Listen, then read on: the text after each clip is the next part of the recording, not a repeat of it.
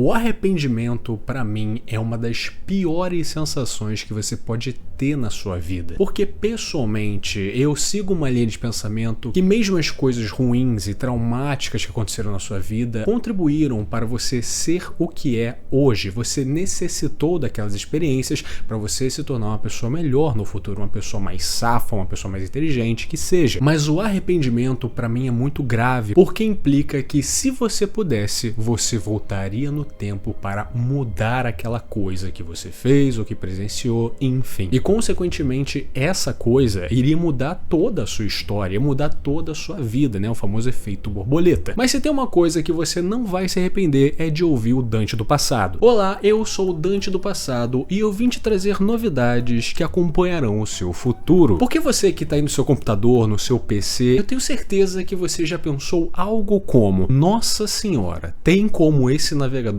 ser mais sem graça? E é por isso que hoje temos um herói chamado Opera GX. Aqui você pode usar o GX Mod e procurar um wallpaper dinâmico ou não para personalizar da melhor forma possível o seu navegador, como o meu, por exemplo, que é a cena de eclipse de Berserk, mas ele tem uma outra função escondida, que se eu fizer isso aí, ele vira o Guts lembrando do eclipse. E é claro que isso é só um exemplo, a gente está falando aqui de uma infinidade de wallpapers de anime, de videogame, de literalmente qualquer coisa que você queira, e o melhor de tudo, é de graça, Zé. E aí vamos dizer, por exemplo, que você está jogando um joguinho, mas esse jogo você nem precisa prestar tanta atenção, ou você está trabalhando aquela planilha chata pra caceta. Relaxa, irmão, o Opera GX tá aqui, já esqueceu? Agora você pode ver literalmente os seus animes preferidos enquanto você faz tudo isso em uma abazinha pequenininha que vai te acompanhar pra qualquer lugar que você for. Parece que é um navegador feito pra mim, mas tem uma parada.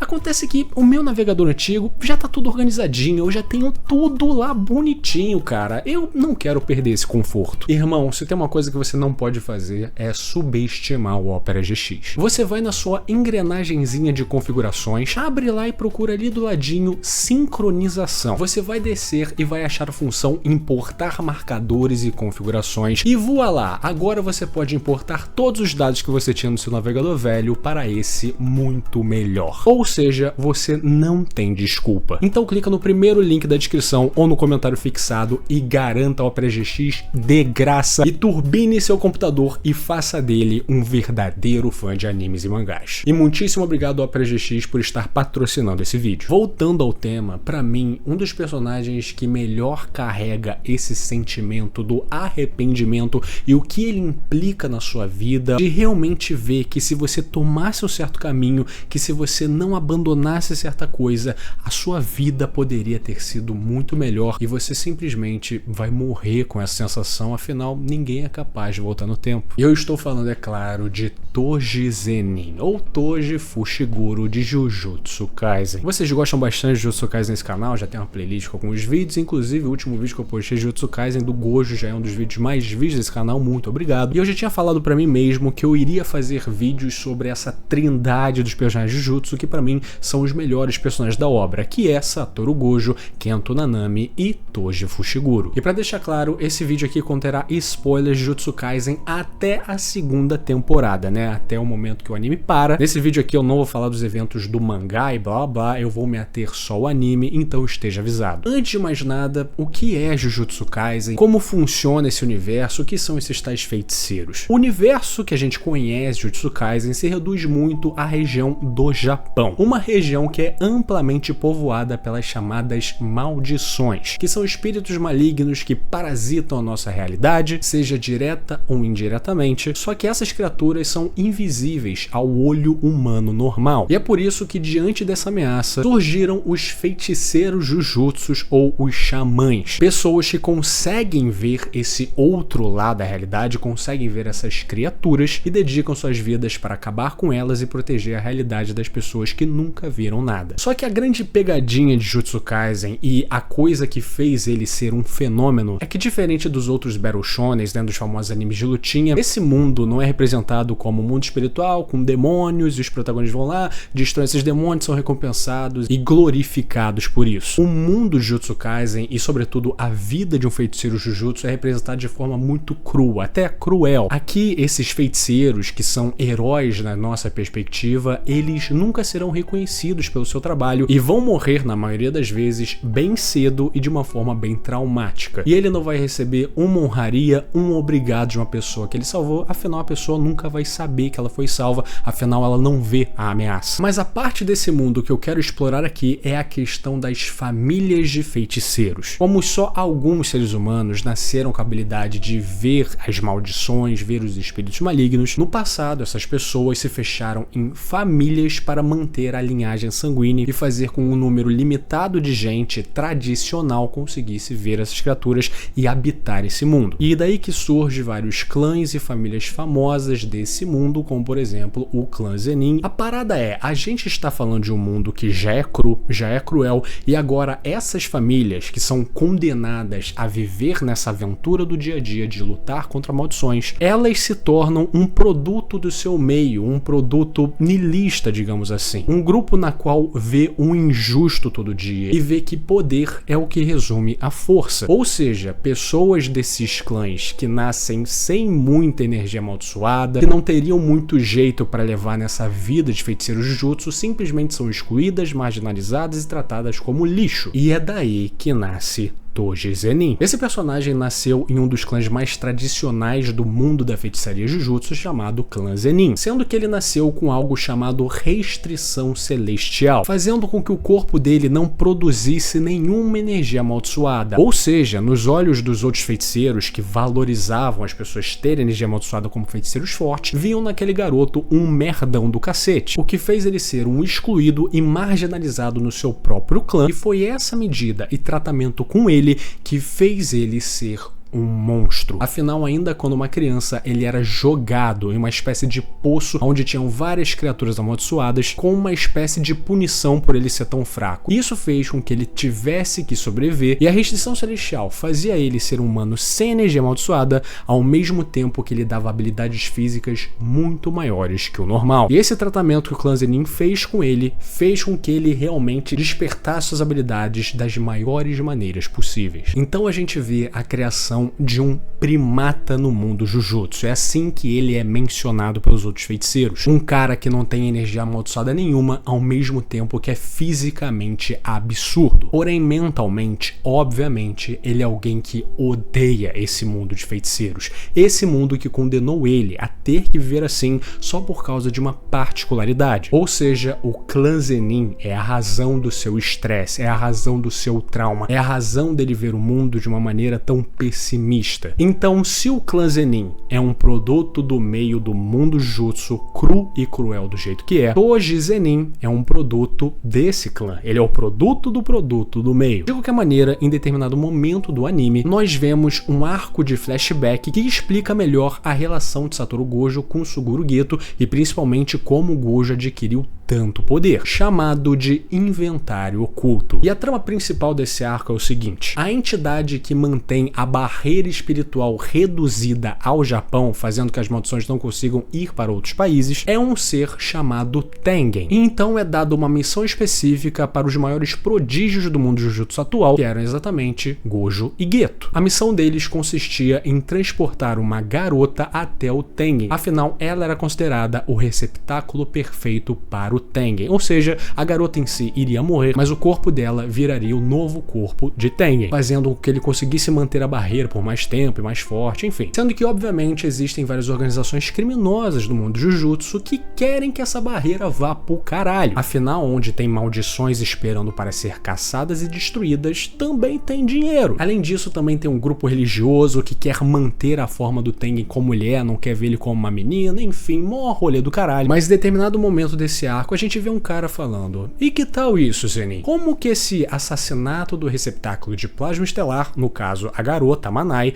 soa pra você? E vemos uma figura falar: não me chamo mais de Zenin. Me casei e peguei o nome da minha esposa. Me chamo Fushiguro agora. Com a gente vendo pela primeira vez a lenda Toji Fushiguro. Mas por mim, ótimo. Aceito a sua oferta. Então nessa sequência aprendemos algumas coisas. Por exemplo, Toji Fushiguro é pai de Fushiguro Megumi, um dos protagonistas que a gente acompanhava até então. A gente sabe bem pouco dessa mulher, né, que pariu o Megumi, que foi a esposa de Toji. O que a gente sabe é que aparentemente o Toji se casou com ela depois que ele fugiu do clã Zenin, e ela era a única pessoa que conseguia acalmá-lo, que conseguia conter esse rancor e ódio que ele tinha pelo mundo Jujutsu. Só que em determinado momento eles se separaram e depois voltaram, sendo que aparentemente o jeito do Toji impedia qualquer tipo de relação acontecer. E que além disso, ele aceitou sem mais nem menos uma missão para matar uma adolescente, demonstrando a frieza desse homem, alguém que realmente não se importa. Afinal, como ele iria? Quando criança ele era jogado em um poço de maldições para ver se ele conseguia fugir. Esse cara não vai se importar com ninguém e o que ele vai valorizar, obviamente, é o dinheiro para ele poder sobreviver. Só que conforme os episódios vão passando ou os capítulos vão passando, a gente começa a perceber o gênio estratégico que é Toji Fushiguro. Ele sabe que um monte de gente vai querer parar o Gojo e o Geto para pegar esse receptáculo. Inclusive, ele mesmo coloca uma recompensa na cabeça da garota para que vários mercenários do mundo Jujutsu vão infernizar a vida dos dois. E ele sabe que como esses dois feiticeiros são jovens e dois prodígios, ele tem a certeza que eles vão exagerar, vão querer mostrar os poderes dele que nem jovens e consequentes.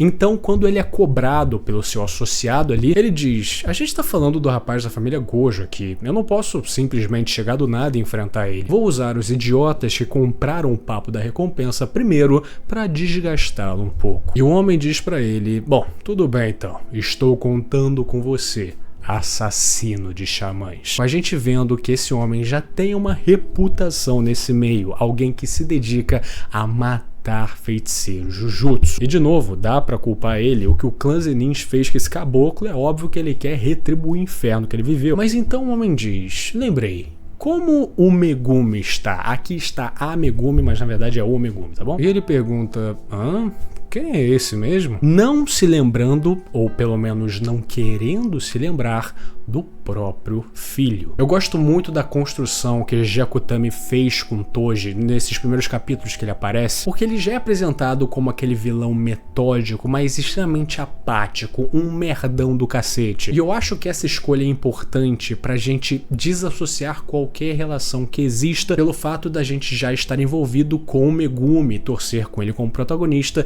e a gente vê o pai desse cara e naturalmente a gente vai falar: pô, é o pai do cara que eu acompanho, quero torcer pra ele também. Mas o autor é bem enfático em mostrar esse lado de tipo, galera, não é pra torcer pra esse cara. E ele faz isso só pra quebrar com essa percepção daqui a pouco, o que eu acho fantástico. E pra aumentar mais o ódio que os fãs têm por esse personagem, a gente vê que depois de dias com Gojo com a sua habilidade ativada, todo mundo desgastado, eles finalmente chegam na escola Jujutsu e era esse momento que Toji queria pra atacar. Quando ele vê que Satoru Gojo abaixou sua barreira do infinito, que faz ele ser intangível, ele é um dos poucos que consegue acertar o usuário dos 6 olhos. Então uma luta fodástica começa, que mostra, né, os atributos físicos de Toji e principalmente o quão genial ele é, superando intelectualmente o Gojo em inúmeros estágios dessa luta. E no fim, ele acaba, entre aspas, matando ele. E é aquele conceito até mesmo da vingança contra esse mundo, da raiva contra esse mundo. Uma pessoa na qual sempre disseram pra ele que ele não seria nada por não ter energia Matsusada, agora com seus atributos físicos, com a sua estratégia, com a sua mente, ele consegue superar o maior prodígio do mundo Jujutsu. E depois disso, Geto e a Manai, que já estão ali no palácio do Tengen, e tem um papo mega sentimental, onde Geto fala pra Manai que ela não precisa fazer isso, ela não precisa virar um receptáculo, se ela quiser é só fugir daqui e viver a vida dela. E aí vem a cena que chocou a galera quando a gente viu isso no anime, né? Mostrando de novo o arquétipo do Toji, né? Esse vilão matador matador de esperança. O cara que acaba com a musiquinha bonitinha com o som de um tiro. É aquela parada meio Aizen parando a música de herói do Ichigo, subvertendo um conceito muito presente, principalmente em animes e para o fã de anime em si, e atacar o foda-se pras perspectivas. Ai, que legal a trajetória desses três, vivendo essa aventura, e mesmo nesse mundo cruel e cru, eles conseguiram ser jovens, conseguiram aproveitar, e aqui no final ela decidiu por ela mesma seguir a vida dela, abandonar esse destino que foi imposto por ela, por essa sociedade, e aí vem esse cara e acaba com tudo. É literalmente uma puxada de tapete, é as pessoas entenderem que esse mundo é assim, e quem panguar, quem ficar de momento lindinho, de choroso, vai levar na cabeça. Então ele luta contra o Suguru Geto, que tá putaço, e ganha dele com facilidade. No final, Toji fala para um Geto desacordado: eu te mataria caso você fosse um usuário de Shikigami, mas já que você é um manipulador de maldições, não sei o que vai acontecer com as maldições que você possui se morrer. Prefiro evitar isso por agora. Porém, vocês, com todas as suas bênçãos, perderam para um primata como eu, que nem sequer usa Jujutsu. Com a gente vendo a Manai morta, que tinha o peso de se tornar um receptáculo desse mundo, uma outra mulher que acompanharam todos eles também, que era meio que abraço direito da Manai ali, e é claro, o próprio Satoru Gojo, entre aspas, morto, cara que era pra ser o mais forte desse universo. Todos morreram por um homem que decidiu seguir contra o seu destino de ser um bundão do clã Zenin. Não se atreva a esquecer disso se quiser ver uma vida longa. Não se atreva a esquecer que o seu talento, que o seu Jujutsu não é tudo, e que pessoas como ele podem surpreender. Então nesse momento ele faz uma cara engraçada e diz: me lembrei agora, Megumi, o nome significa bênçãos, e fui eu que dei esse nome a ele, com ele pela primeira vez lembrando do seu próprio filho. Essa sequência de quadros é muito importante para mostrar que esse cara não é uma pessoa que faz o que faz somente por dinheiro. Existe um rancor, existe uma vingança aí, dele querer provar para esse mundo, e principalmente para o seu clã, que ele pode, que ele tinha potencial, que ele poderia ser alguém valorizado, que ele poderia ser tratado de outra forma no passado. E talvez esse trabalho que ele faça de assassinar xamãs seja para ele nutrir isso que ele tem dentro dele se autoafirmar como uma pessoa nesse mundo. Diziam que eu não era bom o bastante, então eu vou me dedicar a matar todos aqueles que eles acham bons só porque tem o Jujutsu dentro deles. O serviço acaba, o Toji entrega a garota para aquela sociedade religiosa lá, o caralho, mas antes de seguir o caminho dele, ele tem uma cena interessante que eu não vejo muita gente falando sobre. Ele diz o seguinte para aquele associado que estava ajudando ele: vamos comer algo com esse dinheiro? Me mostra algum restaurante que você fica bajulando os seus clientes. E o homem diz para ele: esquece, você não tem intenção alguma de pagar também. Prometi a mim mesmo que só me associaria a você nos negócios ou no inferno. Com esse quadro de baixo mostrando o Toji seguindo sozinho o seu caminho, como se o destino que ele escolheu de ir contra o que foi imposto por ele pela família Zenin fez ele inevitavelmente viver uma vida de solidão. No momento que ele escolhe se tornar um assassino de xamãs e se dedicar pela luta, pela violência, pela força e pelo poder que ele pode obter, ele simplesmente se torna um monstro, até mesmo pelos olhos daquele que trabalham com ele, né? As pessoas têm receio de sair com ele, de fazer coisas normais com ele. É como se para essas pessoas ele só fosse ativado quando os negócios estão falando. E depois disso, eu não quero mais te ver. Além de mostrar, querendo ou não, um esforço da parte do Toji por ele querer, né, socializar, dele querer sair com alguém pra comer, pra conversar, pra falar sobre a vida. Afinal, ele não tem ninguém. Ele só tem aquela minhoca bizarra que ele carrega no ombro e as suas armas amaldiçoadas. E isso é duro porque ele acha que ele vai preencher o vazio dentro dele, se provando pra esse mundo como alguém forte nos termos dele. Sendo que quando ele vê que ele termina o trabalho e ele, entre aspas, prova o quão bom ele é, depois disso existe a solidão, existe o vazio de novo. E ninguém quer admitir que pegou o caminho errado, né? E esse pensamento vai ser muito importante pra gente entender o peso do arrependimento de Toji. Saindo do templo, ele dá de cara com Satoru Gojo renascido. Um homem que voltou dos mortos e com essa experiência conseguiu se tornar um com a sua habilidade, finalmente despertando ao máximo a habilidade dos 6 olhos, tornando ele ele um invencível ou o honrado. E eu já disse algumas vezes nesse canal o quanto eu amo essa luta e principalmente a forma que ela foi dirigida no anime, principalmente aquele momento que o Toji tá se preparando pra lutar contra o Gojo e a gente meio que começa a ver umas telas pretas e ele falando algo tá errado. Sendo que quando a gente volta a ver ele tá se convencendo que ele pode, que ele consegue e de novo, algo tá errado. Essa cena é extremamente bem feita porque é o instinto dele combatendo o seu orgulho. É o Toji falando pra ele mesmo que ele consegue, ele nasceu pra isso, eu quero me provar como melhor, eu quero matar todos esses caras que se acham tão bons pelo seu Jujutsu, mesmo sendo um primata. Mas o instinto dele, algo que foi muito realçado pela sua própria Região Celestial, tá falando que ele não pode ganhar essa luta, algo tá errado, ele tá diferente de antes. E essa luta é importante porque, julgando ela friamente, ela faz com que o Toji seja a literal escada para explicar o quão o Gojo é poderoso hoje em dia. Foi por causa dele que ele chegou nesse ápice de poder que ele tem. Mas é interessante também ver como ele se tornou muito mais ao decorrer dessa história. Quando o Toji é acertado pelo rosto de Gojo, a gente vê um monólogo mental. Não trabalho de graça. É o que eu diria antes de fazer a tarefa. Mas agora ele possui o poder limitado. Ele é provavelmente o maior Shaman vivo. Eu queria descreditá-lo, acabar com ele. O ápice do mundo Jujutsu e também a família Zenin. Eu queria isso como uma autoafirmação e me afastei do meu verdadeiro eu. Mas a essa altura eu já havia perdido. A gente vendo o resultado do roxo e a sua morte icônica. E começando a lacrimejar, ele diz: pensei que tinha deixado de lado esse orgulho insignificante. Não me valorizava e nem os outros. Eu escolhi esse caminho, não foi? Com ele lembrando da sua mulher, a mãe do Megumi, segurando um pequeno Megumi no colo. Foi isso que ele abandonou para alimentar esse tal orgulho. Então Gojo pergunta para ele: últimas palavras? E Toji diz: não. Mas então ele lembra do seu filho. E lembra o que o caminho que ele escolheu fez com o seu filho. E o medo bizarro de acontecer um espelho, de Megumi seguir o mesmo caminho que ele. E viver dessa forma como ele viveu. Ele diz para Gojo que em 2 ou 3 anos meu filho será vendido à família Zenin.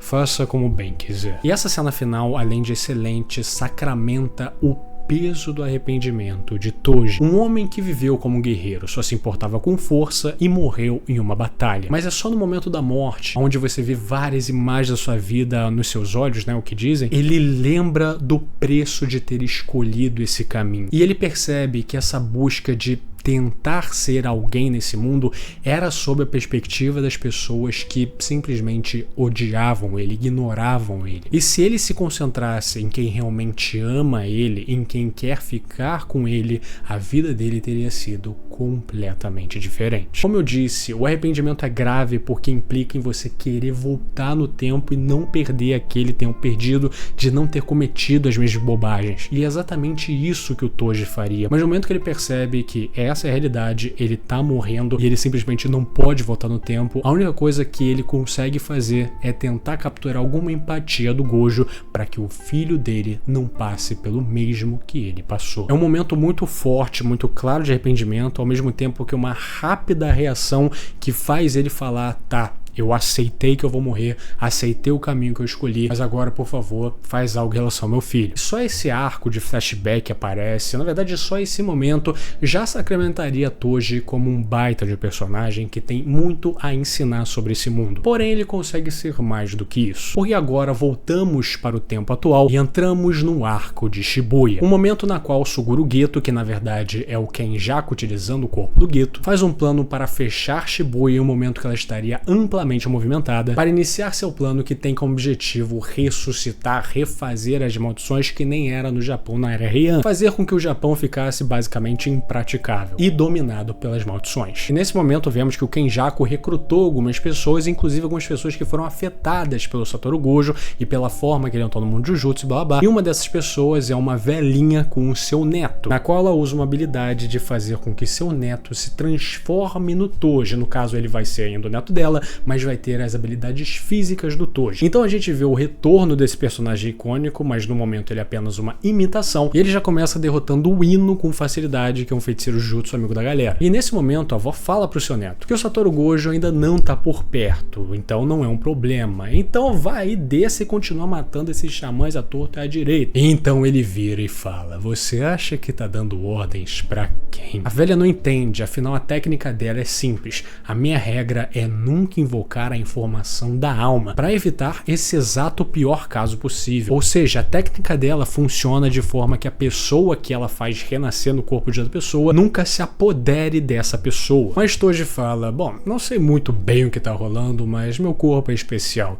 Eu diria que a alma desse cara perdeu pro meu corpo. Então a gente vê essa cena que eu acho uma das mais fodas, dele matando a velhinha com um teleporte bizarro dele. Só que em determinado momento os feiticeiros Jujutsus estão lutando em um domínio de expansão de uma maldição, que é o Dagon, e o Megumi consegue fazer uma falha nesse domínio e eles vão conseguir fugir quando do nada aparece um homem. Toji Fushiguro renascido simplesmente se enfia no meio desse domínio de uma maneira completamente livre, afinal ele é alguém que viveu pela força e pela guerra, ele acaba de farejar alguém muito forte. E eu acho muito maneiro os paralelos que Gyokutami fez aqui, né? De um lado temos o Gojo honrado no momento que ele se torna um com a sua habilidade, vê o mundo de maneira livre, e do outro temos o Toji renascido lembrando como era legal lutar e caçar pelo mais forte. E enquanto o Gojo tá no céu com essa pose, o Toji se enfia de cima pra baixo dentro de um domínio, tendo todos esses signos visuais, né, relacionando esses dois personagens. E depois que ele lida com o Dagon, sobra pra ele escolher entre aqueles quatro, na qual 3 deles estão extremamente feridos, enquanto o Megumi só está cansado. Então ele julga aquele moleque como mais forte e começa a comprar uma briga com ele. E de novo nós vemos uma luta extremamente foda, principalmente pela forma como foi feita no anime, de Megumi lutando contra esse cara extremamente forte, do Toji lutando contra alguém que ele julga mais forte naquele momento, mesmo que nenhum deles se reconheçam ali e tudo seja julgado como uma espécie de batalha entre feiticeiros. Eu gosto bastante do aspecto frio e apático que essa luta tem. Mas no final, quando Megumi consegue fugir de diversas formas de ataques fatais do Toji, ele para de fato para ver esse feiticeiro talentoso e é como se ele entendesse. Nesse momento temos mais uma lembrança do passado do Toji, dele falando sobre o meu menino,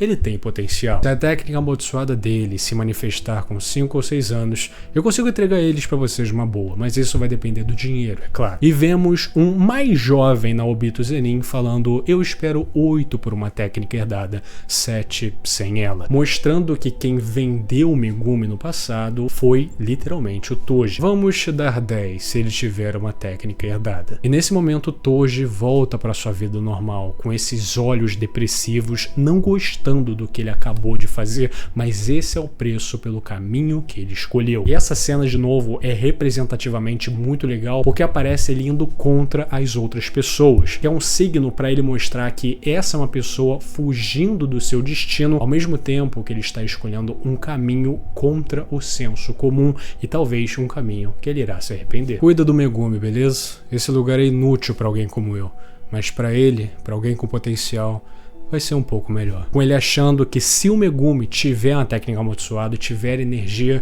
talvez ele seja melhor tratado do que ele foi no clã Zenin. Eu não ligo mais. Com esse quadro sacramentando realmente a decisão dele, no momento que ele vende o filho pro clã Zenin, é um momento que ele corta completamente o laço com a família dele e se dedica ao seu caminho de força e autoafirmação. Voltamos pra Shibuya e Toji pergunta: qual que é o seu nome? Megumi começa dizendo Fushiguro e Toji fala: não é Zenin então, né? Sorte a sua. Enquanto ele se desvive com a estaca que ele portava, com ele mostrando o alívio de que a última coisa que ele falou para Satoru Gojo realmente foi colocada em consideração e esse menino não parou no clã Zenin. Então a gente percebe que a segunda vida do Toji foi igual à primeira. Ele é um personagem que viveu pela luta, que viveu pelo poder, que viveu caçando o mais forte para se autoafirmar e no fim morreu arrependido por ter se desvirtuado daquilo que realmente importava e daquilo que realmente iria suprir o vazio que ele tinha, percebendo que esse tipo de mentalidade foi algo decorrente do trauma que ele viveu no clã Zenin. Então, quando ele fala sorte a sua, pro Megumi percebendo que ele não é um Zenin, é como se fosse um requiem que conclui finalmente esse personagem. É um momento na qual ele vê que seu filho não passou pelas mesmas coisas que ele e não irá se tornar alguém como ele, ao mesmo tempo que ele entende plenamente que o destino que ele achou que estaria quebrando e o caminho que ele achou que estaria pegando, que iria contra tudo e contra todos, na verdade foi algo motivado diretamente pela fonte que ele tanto odiava, pelo clã Zenin. Ele entende que ele é mais um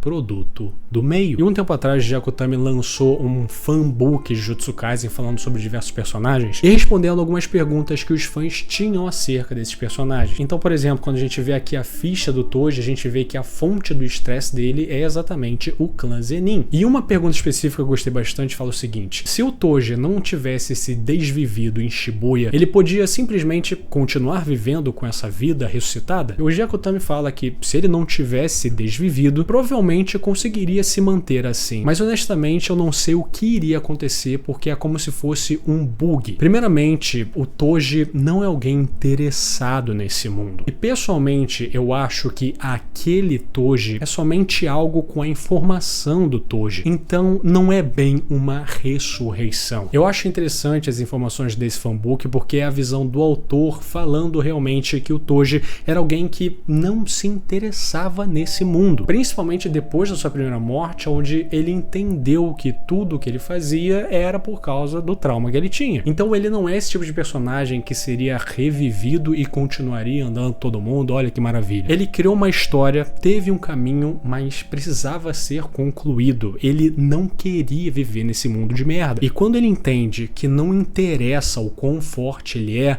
toda a força dele advém de um trauma, advém de algo que ele sempre achou que poderia superar. Ou seja, é como se sempre ele estivesse jogando o jogo deles. O Toji só pode falar o que ele é hoje por causa do clã Zenin, e isso é uma merda. E é daí que nasce o arrependimento de realmente querer mudar as coisas, de querer voltar no tempo e não tomar decisões tão determinantes, motivadas indiretamente por algo que você julgava capaz de superar, julgava capaz de passar por cima. No fim das contas, esse personagem nos mostra realmente a gravidade do arrependimento, porque não é só se arrepender, é ter a noção que você tomou a decisão errada que influenciou em toda a sua vida e na vida das pessoas que você tocou. E o pior de tudo, não há o que fazer, não há como voltar no tempo, e mesmo se voltasse, talvez não seria o que você achasse. E o mais cruel é que Toji só entende seu arrependimento